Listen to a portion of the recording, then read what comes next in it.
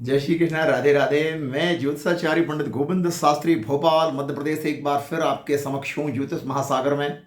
आप सभी श्रोताओं का, दर्शकों का हम हृदय से स्वागत करते हैं, वंदन करते हैं, शत शत अभिनंदन करते हैं और प्रस्तुत करते हैं महाशिवरात्रि महापर्व पर भगवान की पूजन अर्चन अभिषेक का विधान। कल हमारे भारत में सभी हिंदू भाई बहन इस महाव्रत को करते हैं। शिवरात्रि का ये महापर्व कब से मनाया जाता है और क्यों मनाया जाता है, इसके पीछे के क्या कारण हैं? तो शिवरात्रि का महापर्व सृष्टि का निर्माण जिस दिन से हुआ था उस दिन से मनाया जाता है। भगवान शंकर और माता पार्वती का विवाह समारोह इस दिन हुआ था, इसलिए ये सारी त्रिलोक, 3 लोक और 14 भुवन में ये महोत्सव मनाया जाता है। ये महाव्रत है। हम कहते हैं ना शिवरात्रि महापर्व महाव्रत, तो ये व्रतों का राजा है और शिवरात्रि का महाव्रत सभी को ही करना चाहिए, बाल वृद्ध रोगियों को छोड़कर। संपूर्ण ब्रह्मचर्य का पालन करते हुए कल सुबह 4 बजे से मंदिर के पट खुल जाएंगे, सभी मंदिरों के, शिवालय के, और पूजन अभिषेक के कार्यक्रम प्रारंभ हो जाएंगे। महाशिवरात्रि के इस पर्व पर पार्थिव शिवलिंग पूजन का बहुत ज्यादा विधान है और जो शिव मंदिर हैं, शिवालय हैं, जहां प्रतिष्ठित शिवलिंग हैं, प्रतिष्ठित शिवलिंग का अभिषेक का भी बहुत ज्यादा महत्व है।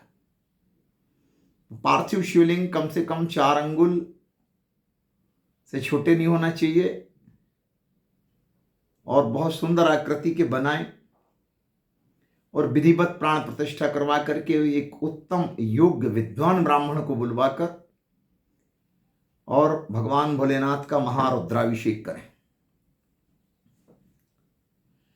पवित्र धारण करें, कुशासन पर बैठें, न्यास करें, पंचगव्य पंचामृत से भगवान भोलेनाथ का स्नान बनवाएं, स्नान करें।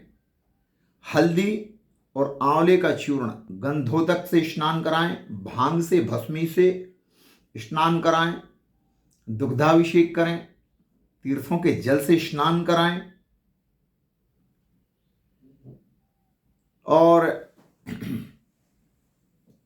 हमारे वेदों में, पुराणों में जो लिखा हुआ है कि जलेन वृष्टि मापनोतु व्याधि शांते कुशोदके दधना च पशु कामाय श्रिया इक्षोर सैनवे मध्वाज्येन धनार्थी श्यानो मुमुक्षुस्तीर्थवारणा पुत्रार्थी पुत्रमापनोतु पैशा चाभिशेषणात् बंध्या व काकबंध्या व मृतवत्सायांगना ज्वर प्रकोप शांत्यर्थम जलधाराश्व प्रिया घृतधारा शिवे कार्या यावन्न मंत्र सहस्त्रकम तदा वंशस्य विस्तारो जायते नात्र संशयः प्रमेह रोग शांत्यर्थम प्राप्नुयात मानशेपितम केवलम दुग्धधारा च वदा कार्या विशेषतः शर्करा मिश्रिता तत्र यदा बुद्धि दृढ़ा भवेत् श्रेष्ठा बुद्धि भवेतस्य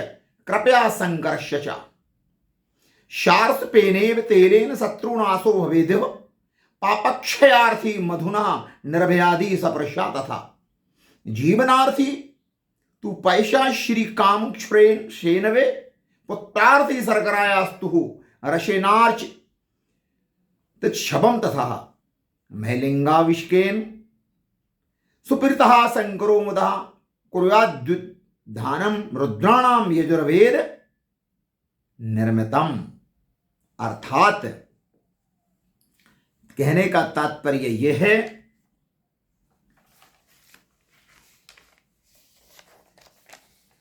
कि तिल चढ़ाने से पापों का नाश होता है, जौ चढ़ाने से पापों का नाश, जौ चढ़ाने से परेशानी दूर होती है, गेहूं चढ़ाने से पुत्र प्राप्ति होती है, अक्षत से संपत्ति प्राप्ति होती है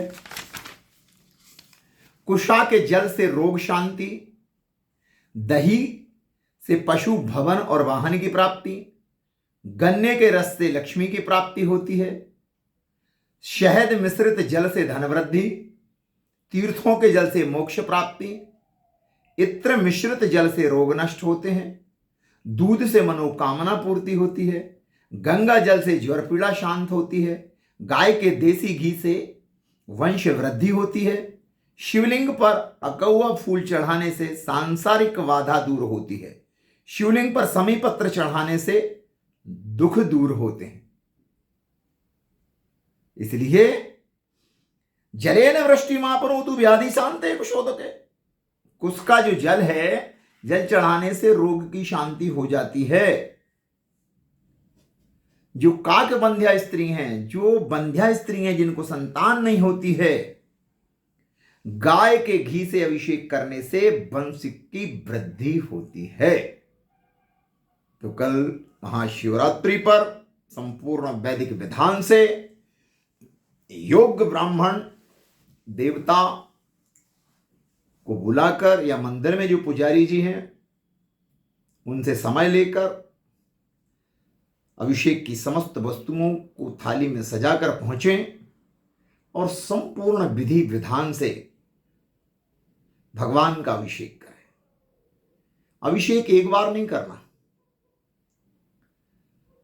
अभिषेक रात के चारों पहर में करना है, और दिन में भी अगर 4 पहरों में करें तो बहुत अच्छी बात हो सकती है, लेकिन रात के तो जरूर करना है, क्योंकि रात्रि में जागरण करना है। शिवरात्रि, रात्रि में जागरण होना है, संपूर्ण रात्रि जागरण करना है, और रात्रि के हर पहर में विधिवत अभिषेक करना है। ऐसा नहीं कि हर पहर में 1 लोटा जल डाल दिया, 1 बेलपत्री चढ़ा दी शिव जी को, नहीं।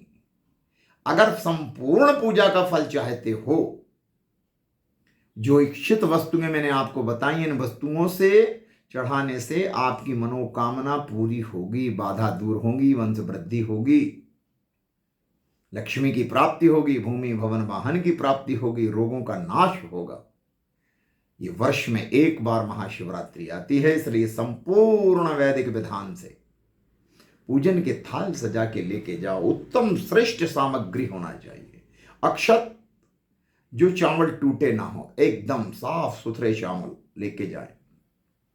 दूध, दही, घी, शहद, शक्कर, भांग, भस्मी, गंधोदक, हार, फूल, पुष्प, माला, बिल्व पत्री, फल श्रेष्ठ होना चाहिए।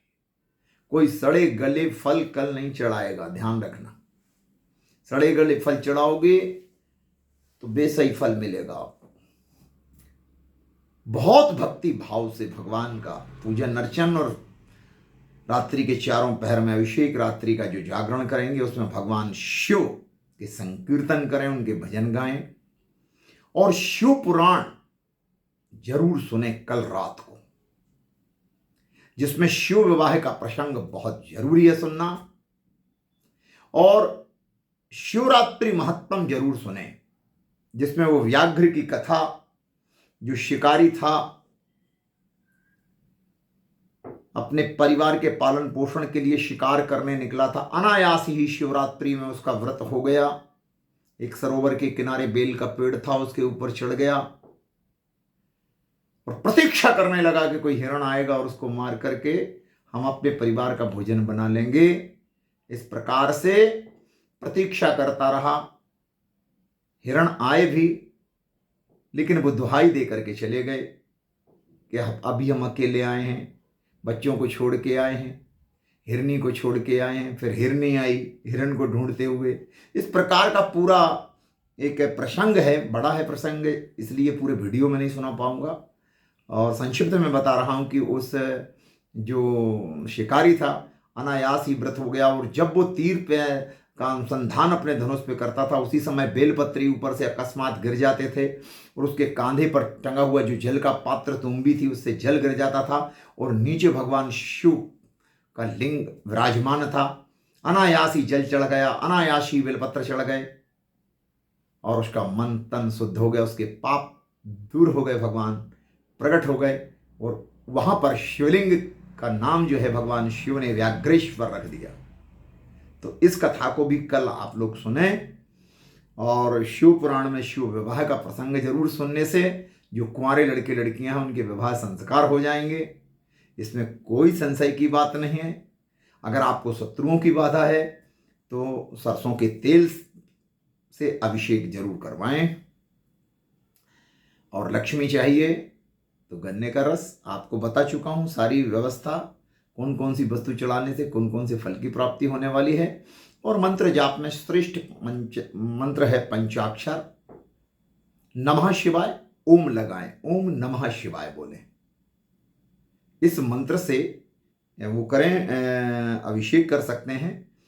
अगर पंडित जी नहीं हैं, उपलब्ध नहीं है, तो ओम नमः शिवाय से आप लोग अभिषेक कर सकते हैं। और हो सके तो ब्राह्मणों को जरूर बुलाएं, क्योंकि उनके मुखार बिंद से जो मंत्र निकलेंगे और जो वो लोग अभिषेक विधि विधान से करवाएंगे उसके फल की प्राप्ति अनंत गुना होगी। इसलिए ब्राह्मण के मुख से ही भगवान के पूजन के मंत्र सुनना चाहिए और उनका अनुसरण करना चाहिए। ब्राह्मण को सम्मानजनक दक्षिणा दें, उनको अन्नदान, वस्त्रदान, गौदान, स्वर्णदान जो भी करना है सुबह, मतलब कल पूरी रात को अभिषेक होकर के परसों जब आप पंडित जी की विदाई करें तो उन पंडित जी को वस्त्र, अनाज, अन्नदान, वस्त्रदान, स्वर्णदान, गौदान जो आपकी श्रद्धा भक्ति हो, एक सम्मानजनक दक्षिणा देना। ब्राह्मणों को मन मत दुखाना। रात भर उन्होंने जाग करके आपके अभिषेक करवाए हैं, एक सम्मानजनक दक्षिणा देना। कम से कम 1 महीने का राशन देना। पंडित जी महाराज के घर भोजन बनेंगे, दुआएं निकलेंगी। और अगर नहीं तो कम से कम 1 सप्ताह का, नहीं तो फिर 1 दिन का राशन तो जरूर देना, और यथाशक्ति द्रव्य दान देना। ये काम कल आपको जरूर करना है।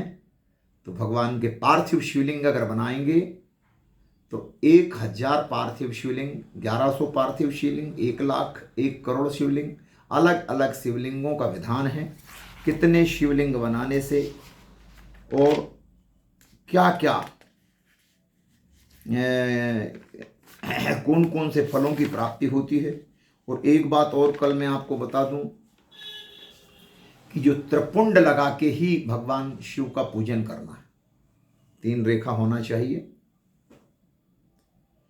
और 3 रेखाओं में 27 देवताओं का वास होता है। प्रत्येक रेखा में 9 देवता होते हैं, इसलिए त्रिपुंड लगाना चाहिए। पहली रेखा में आकार, ग्रहापत्य, अग्नि, पृथ्वी, धर्म, रजोगुण, ऋग्वेद, क्रियाशक्ति, प्रातः, स्वन और महादेव।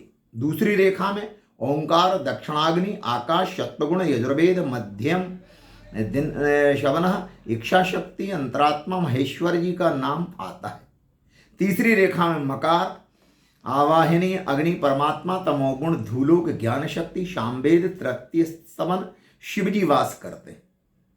इसलिए 3 रेखा त्रिपुंड लगाकर, मल्याग्र चंदन हो ठीक है, नहीं तो गोपी चंदन सफेद और भस्मी हो तो श्रेष्ठ, सबसे अच्छी भस्मी, भस्मी का तिलक लगाएं। त्रिपुंड जरूर लगाएं और पूजन करें। त्रिपुंड माता बहनों को भी लगाना है और पुरुषों को भी लगाना है, और संपूर्ण वैदिक विधान से पूजन अर्चन करना है। शिखा बंधन जरूर होना चाहिए। स्त्रियां जो हैं वो खुले बाल से, बाल खुले करके शिवालय में ना जाएं, अपनी चोटी बांध करके ही पूजा करें। अपने जीवन साथी के साथ बैठें या अकेली बैठें, चोटी बंधी होना चाहिए, सर पर पल्लू होना चाहिए।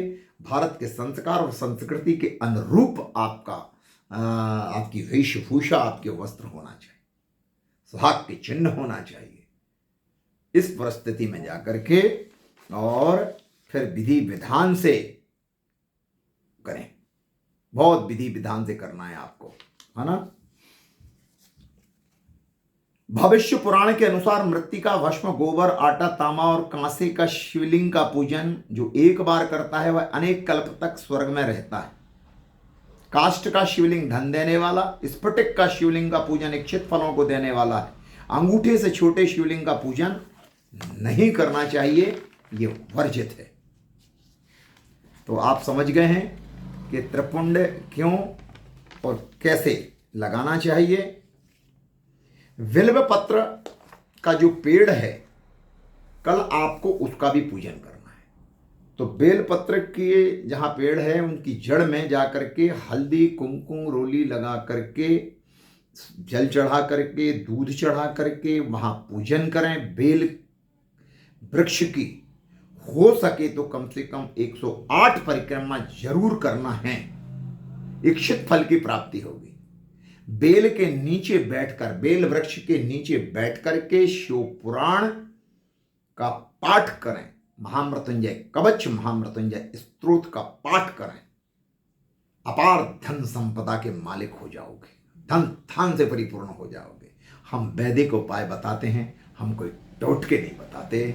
जो लिखा है पुराणों में वेदों में हम वो बताते हैं, मन से कोई बात नहीं। तो श्रद्धालु भक्तजन हो, कल महाशिवरात्रि का पर्व आप सभी के लिए मंगलमय हो। भोलेनाथ की कृपा, माता पार्वती की कृपा आपके और आपके परिवार पर बनी रहे। मेरा ढेर सारा आशीर्वाद, आप दीर्घायु हो, यशस्वी हो और स्त्रियां अखंड सौभाग्यवती हो, पुत्रवती हो, धन धान्य से परिपूर्ण आप सभी का जीवन आनंदित हो, पुष्पित हो, पुलकित हो, पल्लवित हो, ऐसा मेरा शुभ आशीर्वाद है। और मेरे वीडियो को देखने के लिए, ज्योतिष महासागर के वीडियो देखने के लिए मेरे यूट्यूब चैनल को आप लाइक करें, कमेंट करें, शेयर करें, सब्सक्राइब जरूर करें, जिससे लाखों लोगों को फायदा होता रहे। इसी के साथ मैं आपसे इजाजत चाहूंगा। ये वीडियो 16 मिनट और 30 सेकंड का हो चुका है। शिवरात्रि शिवरात्रि शिवरात्रि।